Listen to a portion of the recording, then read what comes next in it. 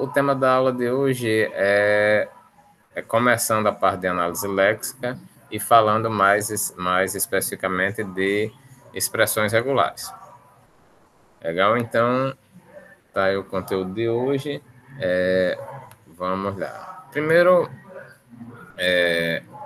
reconhecendo ou retornando ao conceito que a gente tinha falado antes, né? Só uns segundinhos aqui para o Carlos passar.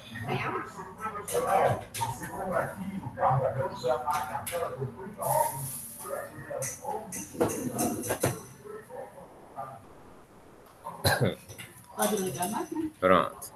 Então, vamos lá.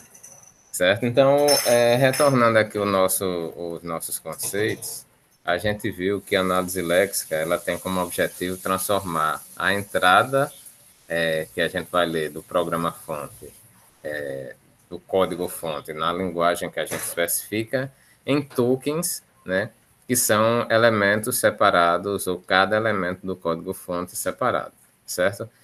Quando a gente trabalha usando essa notação de analisador léxico para o sintático, do sintático para o semântico e assim por diante, sempre a gente vai ter essa sequência aqui, ou seja, o analisador léxico, ele trabalha para o analisador sintático, ou seja, o que ele faz, essa separação de tokens, ela não é uma coisa que vai servir para outros analisadores na frente, a não ser o analisador léxico. Então, toda vez que o programa é chamado, o analisador léxico, ele pega o programa-fonte como entrada, certo? E aí, ele repassa para o analisador sintático que toda vez que ele precisar, ele vai e pede o próximo token. Pede o próximo token. Uma vez que ele pede o próximo token, o analisador léxico devolve o token e aí o analisador sintático vai montando as expressões que a partir de cada token e pode ou não reconhecer ou pode ou não ter uma geração de uma intermediária de acordo com a sua gramática, certo? Então, essa sequência aqui de get next token e devolver o token, ela fica acontecendo na passagem, na primeira passagem do programa fonte, certo? E sempre também que a gente fala em qualquer tipo de análise léxica ou sintática, a gente também tem que, talvez vocês se lembrem da aula passada, que a gente tem sempre do lado uma tabela de símbolos e do outro o controle de erros, certo? O tratamento de erros, certo? Então, nesse caso aqui também, o analisador léxico, ele pode ou não enviar símbolos para a tabela de símbolos, criar novos símbolos na tabela de símbolos, e esses símbolos eles podem ser consultados e ou alterados pelo analisador sintático, certo? Então, mesmo nas fases iniciais, o compilador ele já começa a popular essa tabela de símbolos, mesmo que seja com algumas informações mais simples, mais rudimentares, certo? E aí a gente começa para valer na análise léxica, que é definindo o conceito de tokens e padrão, certo? Então, o que são os tokens? A gente falou, e o que é um token? Tokens são cadeias de caracteres que seguem um determinado padrão. Então, quando você tem um código-fonte numa linguagem, cada conjunto de caracteres ele tem um significado, certo? E eles são separados de acordo com algum padrão que você determinou. Então, quais são os principais tokens que uma linguagem de programação pode ter? Então, o primeiro conjunto se refere às palavras-chave da linguagem, por exemplo, if, for, return. Então, quando você faz o reconhecimento do programa, você não reconhece o if como sendo o nome de uma variável ou alguma coisa assim. Você reconhece como ele sendo o comando de teste condicional. Da mesma forma, você pega o for. O for, ele não é uma conceitos. A gente viu que a análise léxica ela tem como objetivo transformar a entrada que a gente vai ler do programa fonte do código-fonte na linguagem que a gente especifica em tokens, né, que são elementos separados, ou cada elemento do código-fonte separado, certo? Quando a gente trabalha usando essa notação de analisador léxico para o sintático, do sintático para o semântico e assim por diante, sempre a gente vai ter essa sequência aqui, ou seja, o analisador léxico, ele trabalha para o analisador sintático, ou seja, o que ele faz, essa separação de tokens, ela não é uma coisa que vai servir para outros analisadores na frente, a não ser o analisador léxico. Então, toda vez que o programa é chamado, o analisador léxico, ele pega o programa-fonte como entrada, certo? E aí, ele repassa para o analisador sintático que toda vez que ele precisar, ele vai e pede o próximo token. Pede o próximo token. Uma vez que ele pede o próximo token, o analisador léxico devolve o token e aí o analisador sintático vai montando as expressões que a partir de cada token e pode ou não reconhecer, ou pode ou não ter uma geração de uma intermediária de acordo com a sua gramática, certo? Então, essa sequência aqui de get next token e devolver o token, ela fica acontecendo na passagem, na primeira passagem do programa fonte, certo? E sempre também que a gente fala em qualquer tipo de análise léxica ou sintática, a gente também tem que, talvez vocês se lembrem da aula passada, que a gente tem sempre do lado uma tabela de símbolos e do outro o controle de erros, certo? O tratamento de erros, certo? Então, nesse caso aqui também, o analisador léxico, ele pode ou não enviar símbolos para a tabela de símbolos, criar novos símbolos na tabela de símbolos, e esses símbolos eles podem ser consultados e ou alterados pelo analisador sintático, certo? Então, mesmo nas fases iniciais, o compilador ele já começa a popular essa tabela de símbolos, mesmo que seja com algumas informações mais simples, mais rudimentares, certo? E aí a gente começa para valer na análise léxica, que é definindo o conceito de tokens e padrão, certo? Então, o que são os tokens? A gente falou, e o que é um token? Tokens são cadeias de caracteres que seguem um determinado padrão. Então, quando você tem um código-fonte numa linguagem, cada conjunto de caracteres ele tem um significado, certo? E eles são separados de acordo com algum padrão que você determinou. Então, quais são os principais tokens que uma linguagem de programação pode ter? Então, o primeiro conjunto se refere às palavras-chave da linguagem, por exemplo, if, for, return. Então, quando você faz o reconhecimento do programa, você não reconhece o if como sendo o nome de uma variável ou alguma coisa assim. Você reconhece como ele sendo o comando de teste condicional. Da mesma forma, você pega o for. O for, ele não é uma variável, não é o nome de uma função, ele é um identificador que retorna, que faz o comando de repetição, certo? Mas, por que você diz isso? Porque se você for olhar, por exemplo, qual é o formato de um if? Você bota if, parênteses, bota uma condição, fecha parênteses. Qual é o formato de um for? For, parênteses, aquelas três estruturas e fecha parênteses. E como é a estrutura de uma função? É o nome da função, parênteses, os parâmetros, fecha parênteses. Então, se você for pegar pelo formato, o if, o for, o while, assim como a declaração de uma função, a chamada da função, eles são bem parecidos sintaticamente. Por quê? Porque você tem um identificador e você tem alguma expressão entre parênteses.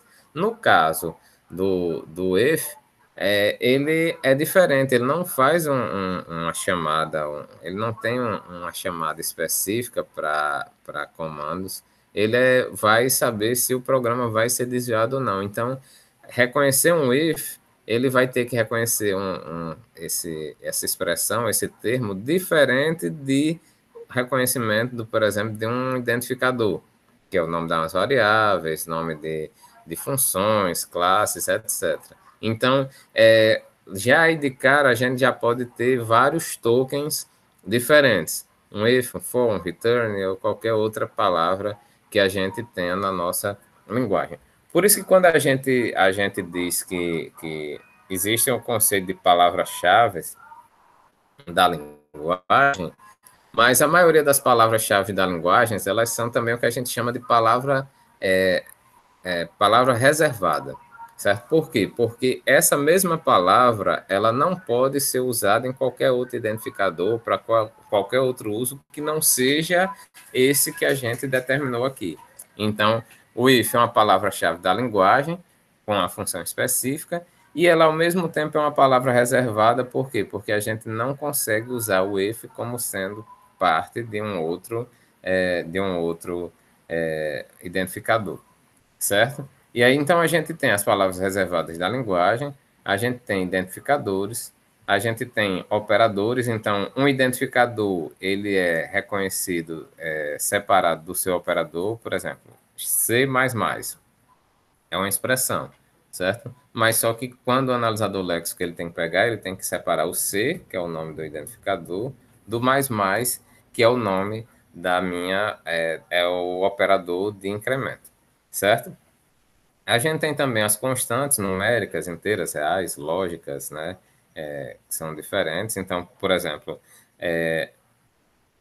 um, o- algumas palavras são reservadas na linguagem, mas, por exemplo, true. Você bota true. True, ele tem um significado diferente de uma palavra reservada da linguagem. Ele é uma constante, no caso, é uma constante lógica, certo? Você pode ter literais ou cadeias, por exemplo, strings ou alguma outra marcação que você consiga ter vários caracteres em sequência, certo? E os símbolos de pontuação, ou seja, o ponto, a vírgula, as chaves, os parênteses, os pontos e vírgulas, né? Então, cada símbolo desse, ele é reconhecido como um token diferente, certo? E aí existe o conceito que a gente que tem no livro, talvez vocês, se você, quem tiver lido tenha entendido, que é o lexema. O que é o lexema? O lexema são as cadeias de caracteres reconhecidas como token. Então, se você pensar em classes e objetos, classes é o modelo e o objeto é a coisa real. Então, se você for pensar em termos de tokens, tokens ele é o padrão e lexema é o conteúdo desse padrão, ou seja, o que realmente o token, qual é o conteúdo daquele token, certo? Então, cada token ele vai ter o tipo, né, qual é o padrão que ele segue, e o lexema, que é o conteúdo que ele tem. Alguns tokens, eles não precisam de um lexema, por exemplo, if. Qual é o conteúdo quando eu reconheço um if? É o if. Não tem nenhuma diferença, certo?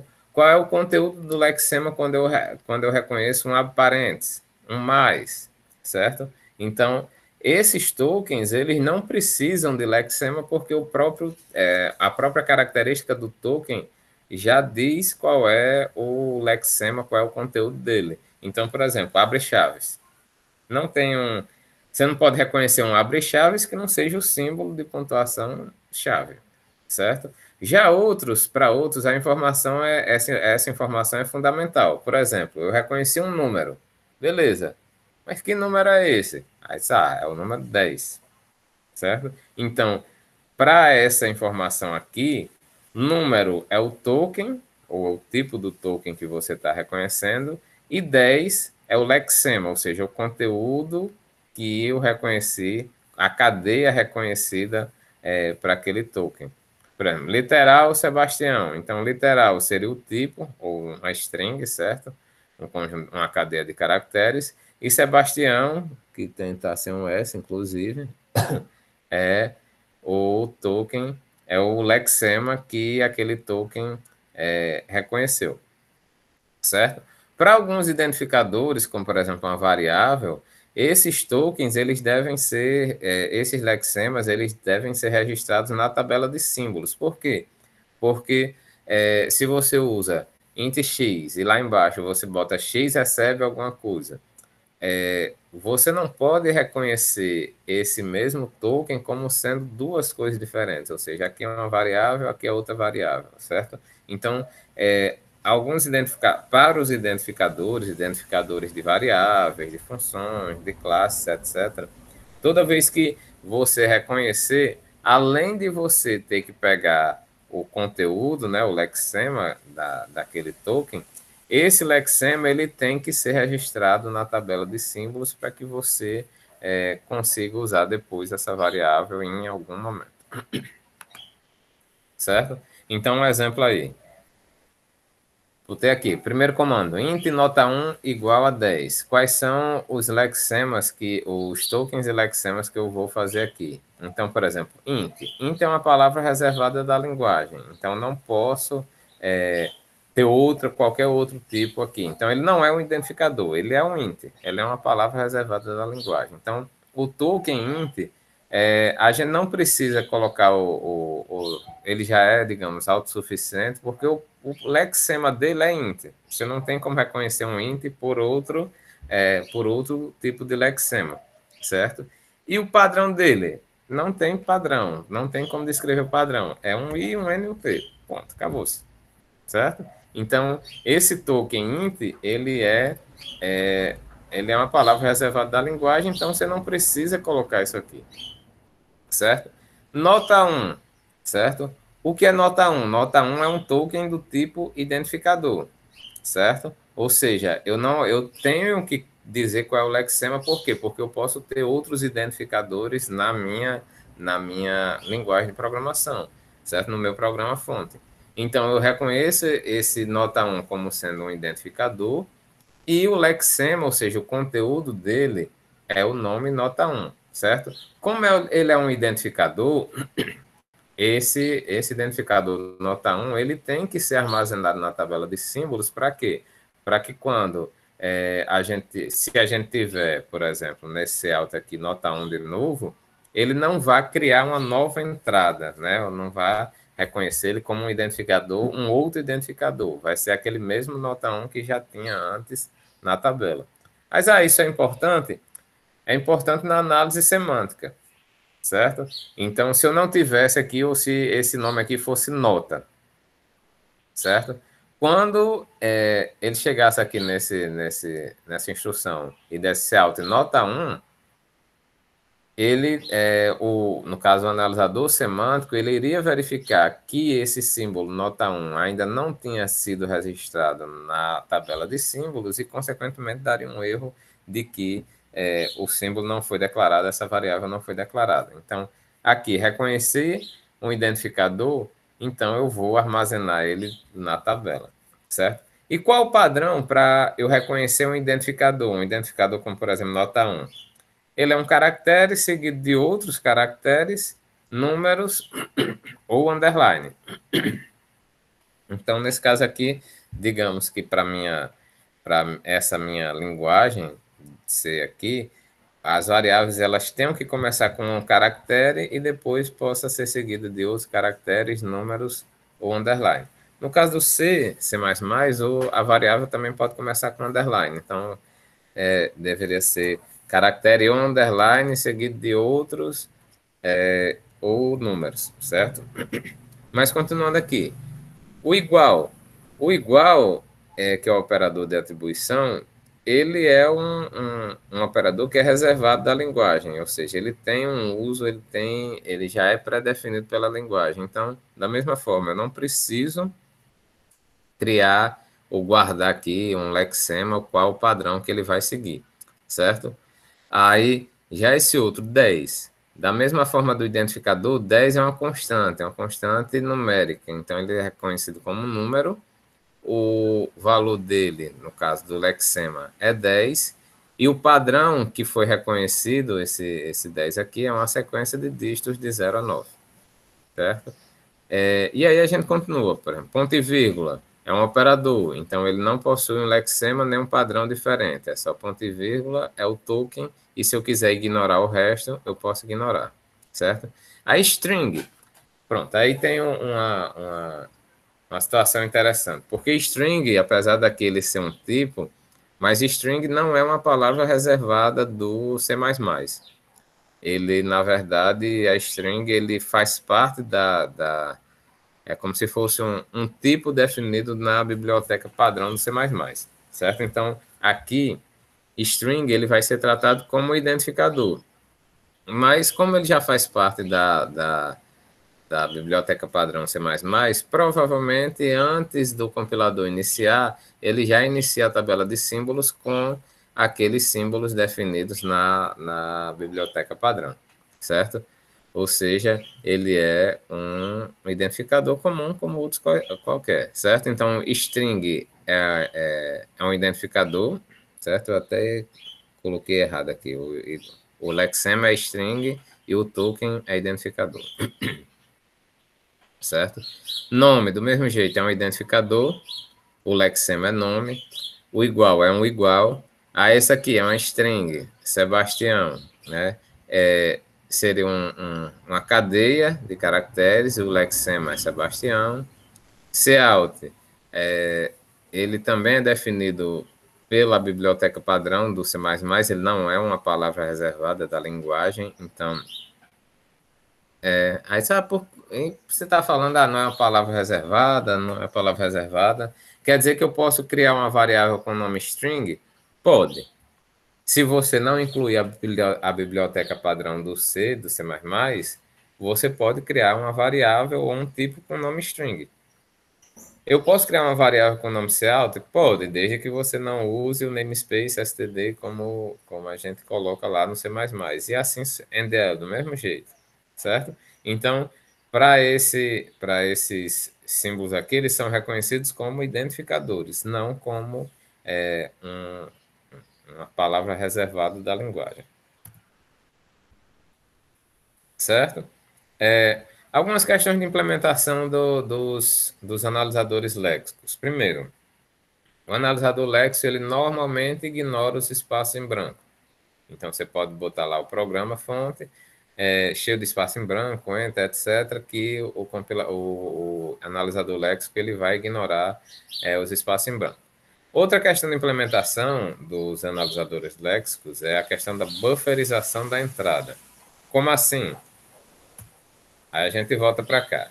Você vai, como a gente fez, a gente vai lendo caractere a caractere, certo?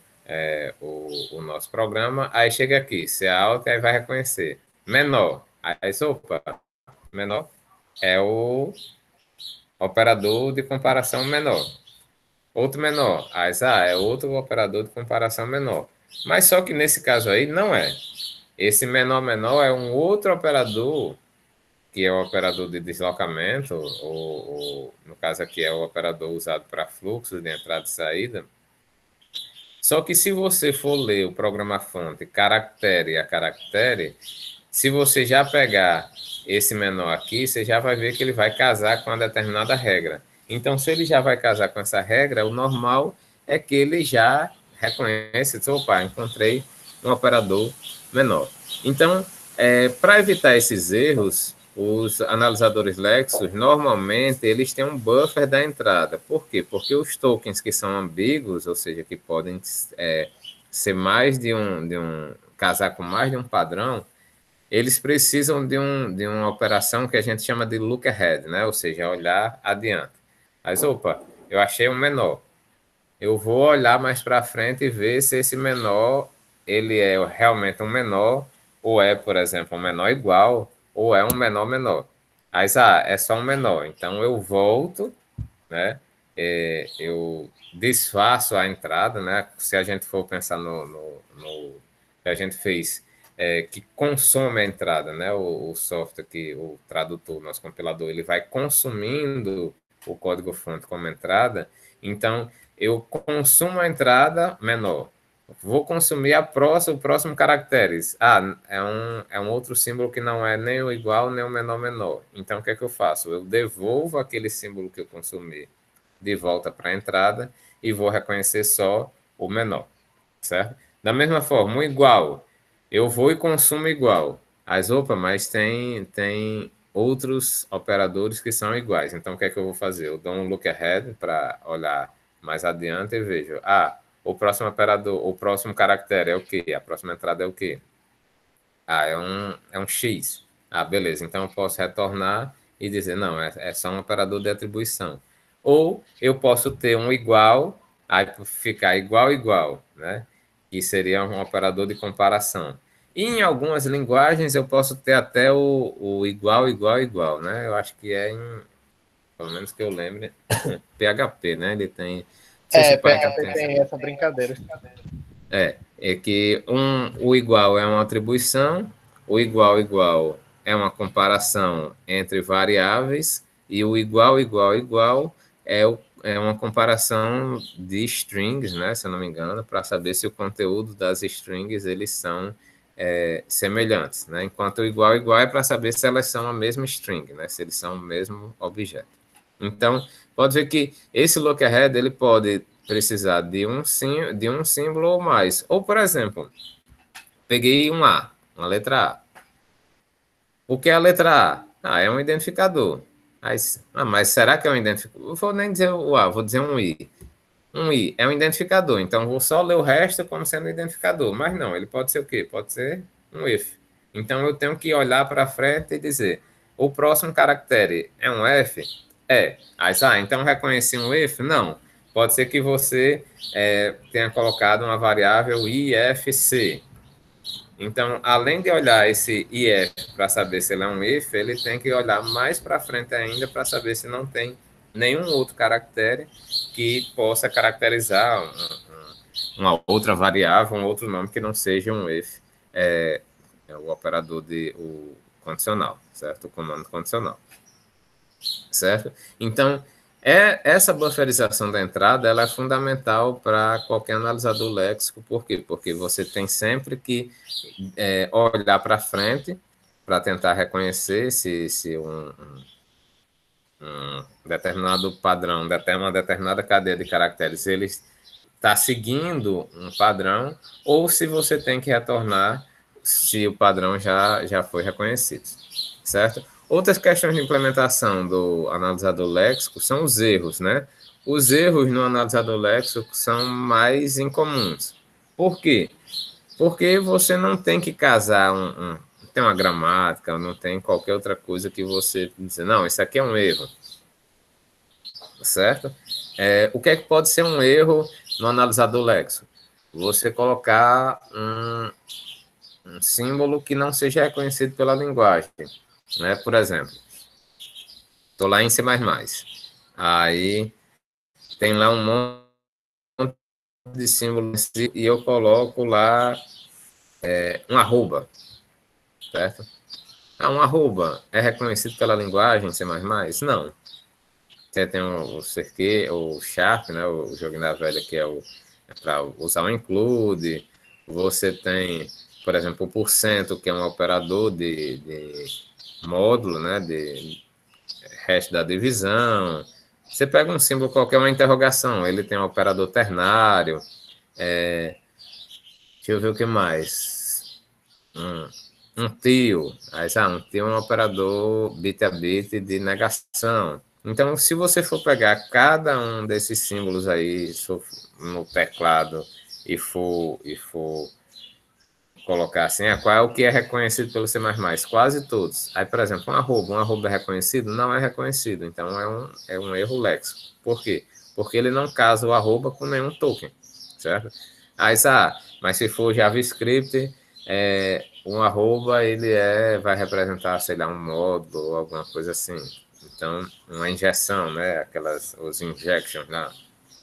Então, cada linguagem ele tem os símbolos que podem ou não pertencer a ela. Então, um erro léxico normalmente é você reconhecer um símbolo desse que não faz parte da sua linguagem, certo? Você pode ter, por exemplo, um outro erro. Você vai criar um nome de uma variável e bota nota. certo? Aí o que é que o analisador léxico reconhece? Começou um, o que é que vem depois, até acabar, até encontrar o próximo espaço, ou uma ponto e vírgula, até a próxima pontuação? É um número. Só que você botou um nota.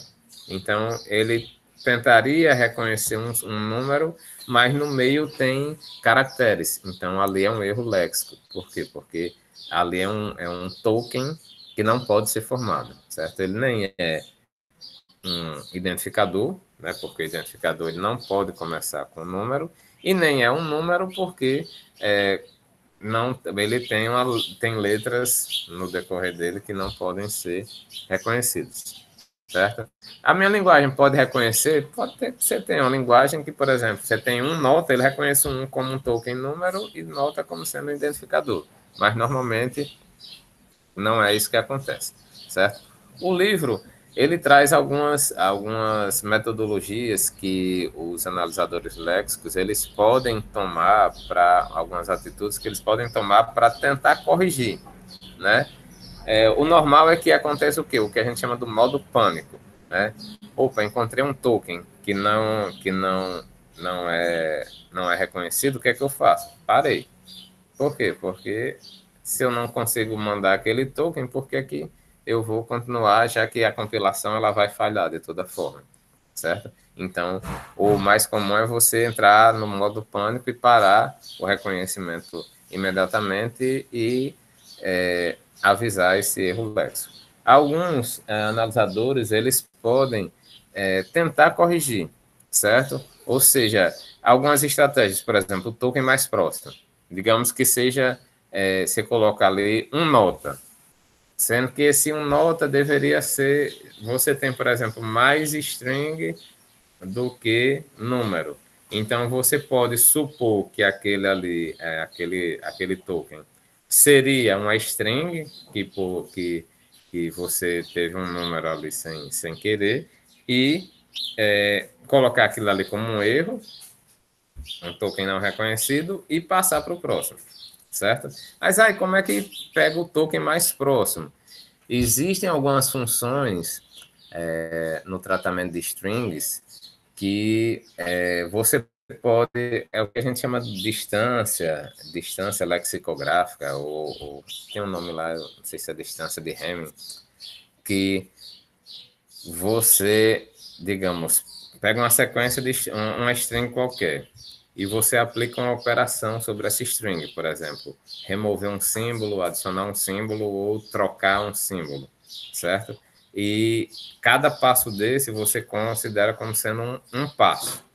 Então, o que é que ele chama do token mais próximo? Ele vai aplicando essas transformações na sua string até que consiga, na sua cadeia de caracteres, né, até que você consiga chegar a um token conhecido. Então, uma das formas de você fazer é gerar essas operações até que você dizer, opa, eu acho que você queria dizer isso, certo? Então, não sei se já aconteceu com vocês, você dá um sudo apt get install, aí bota um nome de um programa Java, né? Aí, só que ao invés de botar Java, você vai dando rápido e bota JVA.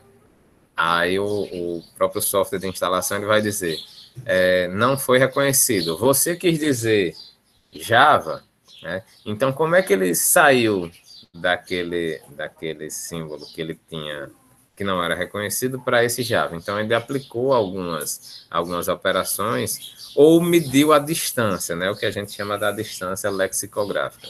Então, a distância entre o símbolo que você colocou e os símbolos que ele tem reconhecido, ou os padrões que ele tem como sendo reconhecido. Então, isso é o que a gente chama de token mais próximo, certo? Apagar é uma estratégia, por exemplo, tem um símbolo que eu não reconheço, o que é que eu faço?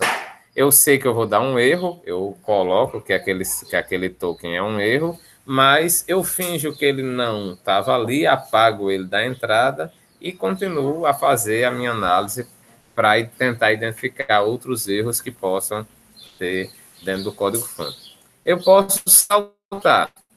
Por exemplo, reconheci um token que não estava correto. O que é que eu faço? Eu guardo lá um determinado erro e simplesmente pulo, ignoro, certo? Eu guardo que foi um erro, mas ignoro ele para fazer o resto da minha compilação, certo? Saltar, apagar é a mesma coisa? Não, porque você considera como se o apagar se removesse aquele token, né? O saltar você considera como se ele nem tivesse existido, certo? Beleza, vamos lá. Agora vamos ao que interessa aqui na nossa aula. Então, esse comecinho foi mais para a gente relembrar, rever o conceito de análise léxica, né? Definir esses conceitos, que é token, padrões, lexemas, certo? Então, isso aí é uma coisa que precisa ficar fixo aí na cabeça de vocês para a gente começar aqui. Então, vamos lá. Como é que eu represento os tokens, né? Ou os padrões do token? Então, eu disse, uma variável, ela é um conjunto de caracteres, ou um conjunto formado primeiro por um caractere, ou um underline, e o restante do nome pode ser letras, underline ou números, certo? Então, como é que eu represento isso aí, né? Como é que eu represento? Então, a primeira coisa, a, o, o como a gente representa, a gente chama isso de linguagens, certo? Então, essas linguagens que a gente consegue representar esses tokens, a gente chama de linguagens regulares, certo? Então, se a gente tiver uma determinada cadeia de caracteres, a gente pode dizer as características ou aplicar operações sobre aquelas cadeias. Então, por exemplo, eu posso dizer que nessa cadeia ABC eu tenho um prefixo AB, né? Ou seja, eu posso pegar caracteres do início. Eu posso ter um sufixo, ou seja, eu posso pegar os caracteres do fim, né? Eu posso ter uma subcadeia ou um substring, então B é uma substring dela, ou eu posso ter o que a gente chama de subsequência, que é uma sequência não necessariamente contínua de caracteres. Então, B e C. Então, eu posso dizer, ABCD, eu tenho uma subsequência BD, que é subsequência de ABCD, certo? Outra coisa, como é que eu posso juntar, ou como é que eu posso representar essa linguagem, fazer operações sobre elas? Então, por exemplo, eu posso dizer, como é que eu digo que é um caractere junto com outro caractere? Eu posso dizer que existe um operador, uma operação de concatenação, ou seja, eu tenho uma cadeia A e tenho uma cadeia B, e eu posso concatenar essas duas cadeias. Então, quando eu falei, o nome da variável pode ser um caractere seguido de outros caracteres. Então, seria A seria um caractere e o B seria um outro caractere, certo? Então, como é que eu faço o nome de uma variável? Com a concatenação de dois caracteres diferentes, certo? Eu posso ter uma operação de união, né? Que a união numérica, falando em termos de conjunto, a união seria pegar os elementos de qualquer um dos dois conjuntos, ou seja, ou alguma coisa que esteja no meu conjunto A, ou no meu conjunto B, ou alguma coisa que esteja presente nos dois. Aqui no caso, como eu tenho uma sequência fixa, por exemplo, AB e aqui BC, então a união seria pegar ou AB ou BC, certo? Existe uma outra forma de representar os meus tokens, que seria o que a gente chama de exponenciação, que é o quê? A repetição da cadeia. Então, se eu disser, esse meu número ele tem que ser representado por 2 dígitos. Então, eu boto aqui representando um dígito e boto 2 para dizer que isso aqui significa que ele vai ter que ser nesse padrão aqui, certo? Existe também o que a gente chama de fechamento, né? O que é o fechamento? Aí vem a questão da representação das variáveis. É a repetição de 0 ou mais vezes da mesma cadeia. Então, digamos que eu tenho esse aqui, essa cadeia AB. Se eu disser que a minha linguagem ela é formada por cadeias do tipo AB asterisco, significa o quê? Que eu posso ter vazio, né? Esse epsilon aqui significa vazio, ou AB, ou ABAB, ou várias repetições do AB, infinitas repetições desses caracteres AB, certo? E eu tenho também o fechamento, o que a gente chama de fechamento positivo, que ao invés de ser o fechamento, como a gente está mostrando aqui com asterisco, seria o fechamento com o operador mais, que seria o quê? A repetição de uma ou mais vezes da mesma cadeia. Então, se eu tivesse a mesma AB mais, significa que eu tenho que ter pelo menos um AB. Então, AB, AB e assim sucessivamente, certo? Quantas vezes eu quiser. E quando eu vou definir essa minha linguagem, eu posso combinar as operações. Por exemplo, esse aqui. O que é que significa essa expressão de baixo? Eu tenho um caractere, vai ser uma linguagem que eu defino que ela vai ter um caractere A, certo? Concatenado com zero ou mais ocorrências da cadeia AB ou duas ocorrências do caractere B, certo? Então, eu posso pegar todas essas operações, concatenação, união, fechamento, fechamento positivo, exponenciação, e representar que aquela minha linguagem, aquele meu token, ele vai ser definido, ou ele vai ter seu padrão definido por essa expressão aí, certo? E aí vem o que a gente quer, o objetivo mesmo da aula de hoje, que é falar sobre expressões regulares. O que são as expressões regulares? São uma forma mais simplificada de expressar linguagens regulares. Enquanto a gente tem aqui todas a união, a concatenação, que vai lhe dar uma expressão bem complexa, as expressões regulares, elas são expressões mais simples, né? Ou seja, uma forma simplificada. Então, como é que eu expresso um determinado padrão em uma expressão regular? Aí a gente tem algumas notações. Aqui, no nosso caso, uma cadeia vazia, a gente vai representar pelo epsilon. Ou seja, se eu puder ter uma cadeia vazia, eu boto um epsilon. Se eu tiver uma ocorrência de uma determinada cadeia, eu boto ou o símbolo dela ou ela entre parênteses. Então é a mesma coisa, certo? Se eu quiser uma ou várias ocorrências, que é o fechamento positivo, eu boto mais aqui logo após o símbolo que eu quero definir como sendo várias vezes, certo? Se eu quiser zero várias vezes, eu boto um asterisco logo após o símbolo que eu quero. Beleza. Isso aí a gente já tinha visto. Existem algumas outras coisas que são, digamos assim, usadas nas expressões regulares que a gente não definiu formalmente. Por exemplo, a interrogação. A interrogação é, digamos assim, um aparecimento opcional. Zero ou uma ocorrência dessa cadeia. Então, se eu disser, por exemplo, um número pode ser positivo ou negativo. Então, eu posso ter um sinal de menos ou posso não ter esse sinal de menos. Então, o que é que eu boto? Eu boto o sinal de menos e uma interrogação. Porque aí eu digo, é opcional, é zero ou uma ocorrência, certo? Se eu quiser uma união ou fazer mais fácil de ler, um ou, então eu boto uma barra vertical. Então, A barra B vai significar A ou B, certo? E esse último aqui, que também é muito usado, é qualquer símbolo dentro de um conjunto. Então, eu boto entre colchetes e, por exemplo, esse que está aí, entre colchetes ABC. O que é que significa?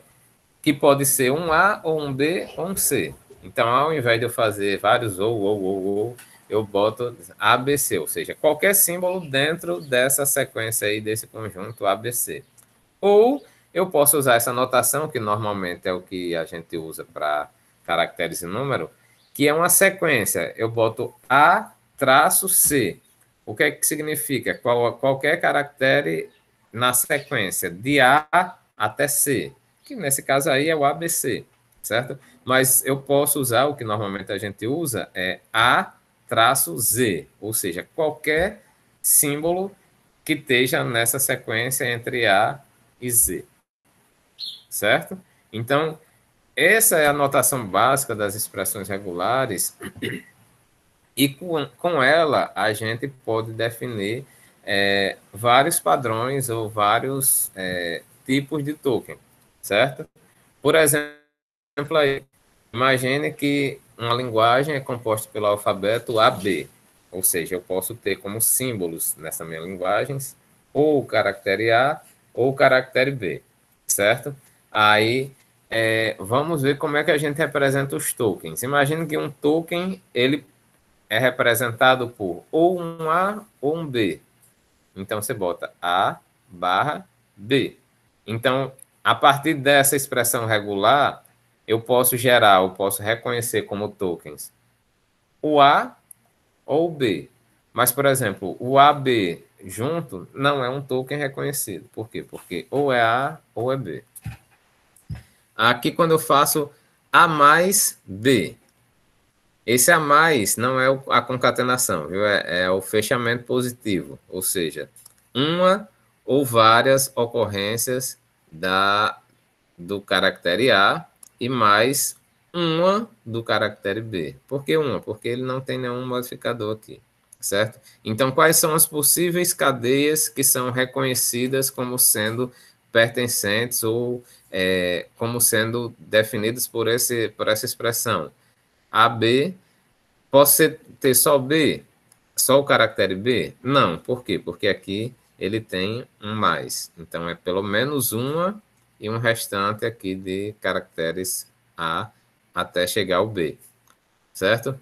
Essa outra aqui, A asterisco, A, B mais, certo? Se eu fosse uma sequência de zero ou mais As, seguida por um único A e uma sequência de um ou mais caracteres B. Não, eu quero que esse meu token ou esse token é uma sequência de um ou mais caracteres que pode ser, esses caracteres pode ser ou a letra A ou a letra B. Por quê? Porque ele está aqui entre colchetes. Então, quando ele está entre colchetes, significa qualquer um que esteja dentro desse conjunto aqui entre colchetes, certo?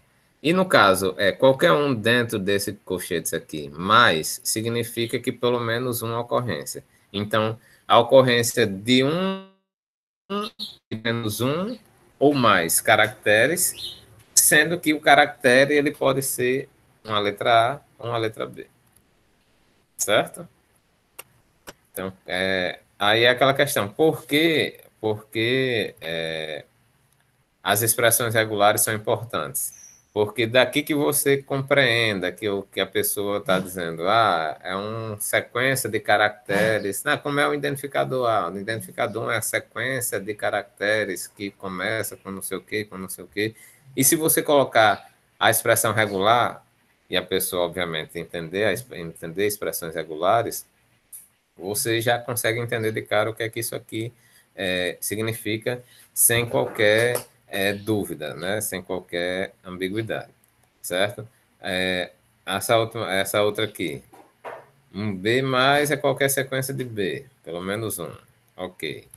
Um A interrogação, nenhum ou A, ou um ou nenhum A, ok. E B mais uma sequência de pelo menos um B, certo? Então, como é que você poderia fazer? Qualquer sequência de Bs, com pelo menos um B, concatenado com um ou nenhum A, concatenado com uma sequência de Bs, pelo menos um B. Então, beleza, ficou interessante, mas você pode falar Essa é uma sequência de Bs com um A no meio.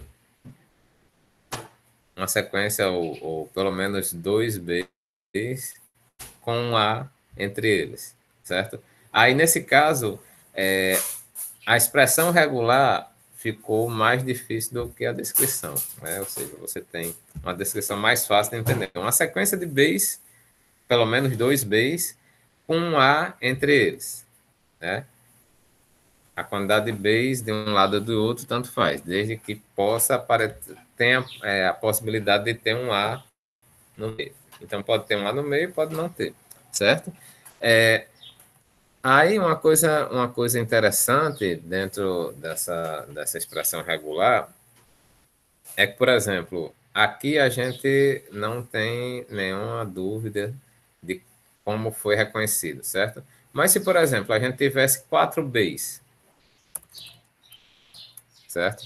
Você pode casar assim, ou seja, um B da primeira parte da expressão, um epsilon, que seria um vazio nessa segunda expressão, e 3b na segunda parte, que seria essa terceira parte da expressão. Como também poderia ser bb, epsilon, bb. Ou você poderia ter 3b, um epsilon e b. Certo? Então, apesar de ser um padrão só, você pode ter você pode ter uma situação em que o token ele possa ser reconhecido por mais de uma expressão regular, certo? Então, inclusive aí pela mesma expressão regular ele pode ser reconhecido de 3 formas diferentes, certo? Então, não significa que a expressão regular ela possa tirar qualquer ambiguidade, ou seja, infalível, né? Mas consegue representar formalmente essa sequência dessa linguagem aí, esse padrão dessa linguagem que você quer reconhecer, certo? Tem o termo que a gente chama definições regulares, né? Algumas expressões regulares, elas são bem complexas de você expressar, porque ela ou fica grande demais, ou fica... Os símbolos que você vai ter lá no meio são complexos demais, que fica difícil de você compreender. O que é que você pode fazer? Assim como você define, por exemplo, uma variável, você pode definir uma expressão regular ou um pedaço dessa expressão regular com um nome, certo? Então, aqui eu coloquei um exemplo, o endereço de e-mail. O endereço de e-mail é o login arroba o domínio, certo? Como é que eu posso representar o login? O login é um nome que é representado na sequência como um caractere entre A e Z mais. Digamos que para esse e-mail só aceite caracteres, só aceite letras, certo? Então eu tenho de A a Z mais, ou seja, um nome, eu estou definindo aqui, fazendo a definição, um nome é qualquer sequência de caracteres que pode ser entre A e Z, certo? Como é um domínio? O domínio é um nome seguido de um ou vários ponto e outro nome. Então, gmail.com. Então, você tem um Gmail e pelo menos um ponto alguma coisa. Então, gmail.com, urn.br, aí você bota, sei lá, minhaloja.com.br. Então, minha loja é o casa com o primeiro nome. Aí você tem uma repetição de vários pontos, alguma coisa, certo? lord.di.ern.br. Então, você tem um lord, que seria esse primeiro nome, e você teria uma sequência de ponto alguma coisa, ponto alguma coisa, ponto alguma coisa, que seria o restante do nome do domínio. Então, aqui eu posso caracterizar uma expressão de e-mail como sendo um nome, um arroba e um domínio, sendo que esse nome é essa definição que eu coloquei aqui, de A a Z+. E o domínio seria um nome seguido de um ou vários ponto nome, certo? E aqui eu tenho a definição dessa minha expressão. ela é mais simples do que se eu fizer uma expressão completa disso. Então, certo? É,